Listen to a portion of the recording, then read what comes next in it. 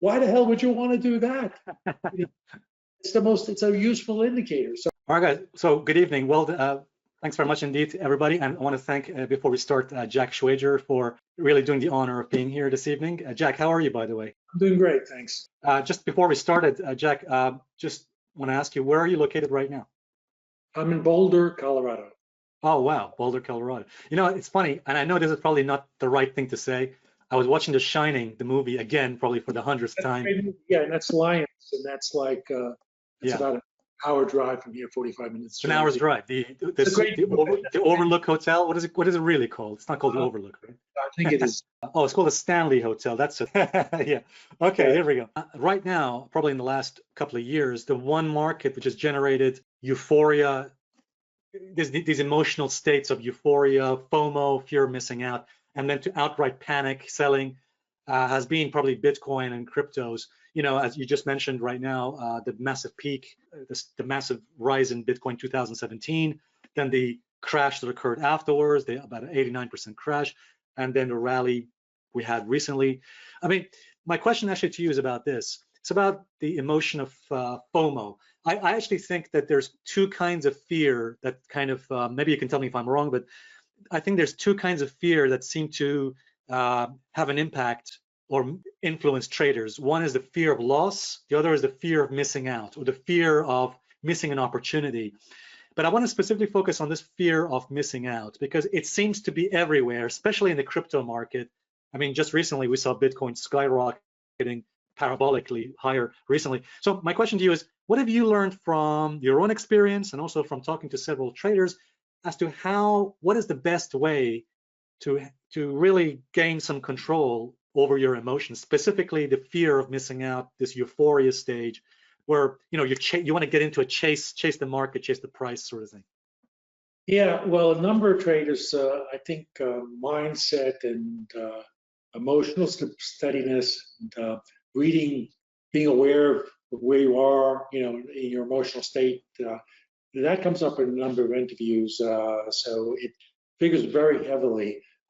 And basically, there are traders, literally, one trader has a spreadsheet for different types of emotional responses. And really? at the end of the day, he'll check off any that were pertinent. And at the end of the week, he'll review it. And if he has any column that has too many checks, he knows he's got a problem and to address. Traders doing,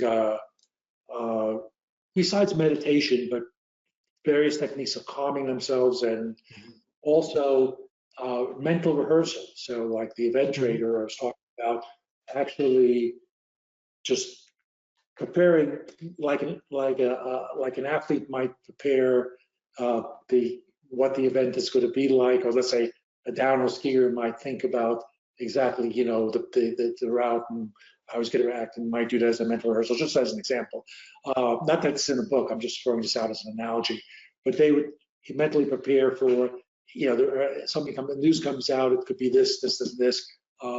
You know, how am I going to respond if it's A, B, C, or D? What happens if it's A and the market doesn't? You know, figuring all the possibilities and knowing so when it happens in real time, it's instantaneous that they can react. So that's an example.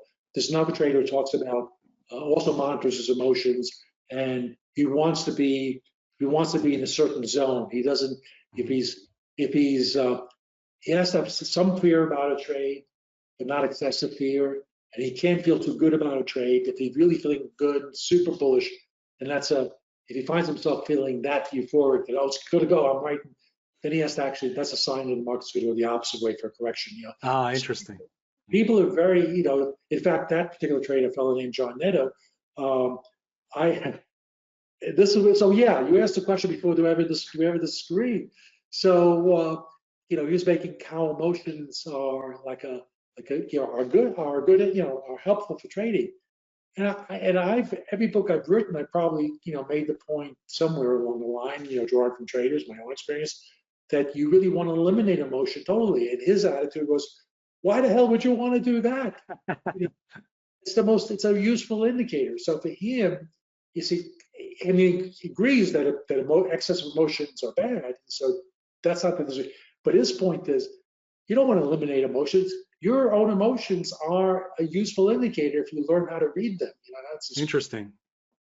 So I guess, yeah, I mean, I've often found that when I find a trade difficult, as in I feel, I'm sure you've had this experience yourself, Jack, and our members have had this as well. When a trade looks difficult to place, like when price still is falling, and you feel, no, it can't possibly go up. I mean, how can it go up? That actually is probably a good trade, because if you're thinking that, maybe everybody else is thinking as well. So it acts as almost a contrary indicator when you're afraid of maybe. Yeah, I think, well, difficult trades, a lot of the best trades are very difficult trades. Yeah. The difficulty I have when I'm trading is following the herd or following the majority opinion. Like when a price is just going parabolic, I refuse to get into a trade like that, even though I know I could be wrong and price could just go higher. I hate the idea of getting into something that's going parabolic, because Linda Raschke was saying that when it's parabolic, it becomes unsustainable. It could just easily crash. And I just find myself, I mean, that's not my personality wise, I just cannot find myself getting into a chasing the price. Is there anything like that you, maybe similar to you? Do you find, yeah. Well, yeah, at the end of the book, I've got I think 46 lessons, they're drawn from the book. And I think one of them actually talks about, I think if I remember correctly, I mean, certainly that theme comes up. And I believe it actually leads to one. On page 323 of Jack's book, it's called Conclusion. And I would recommend everyone to read that.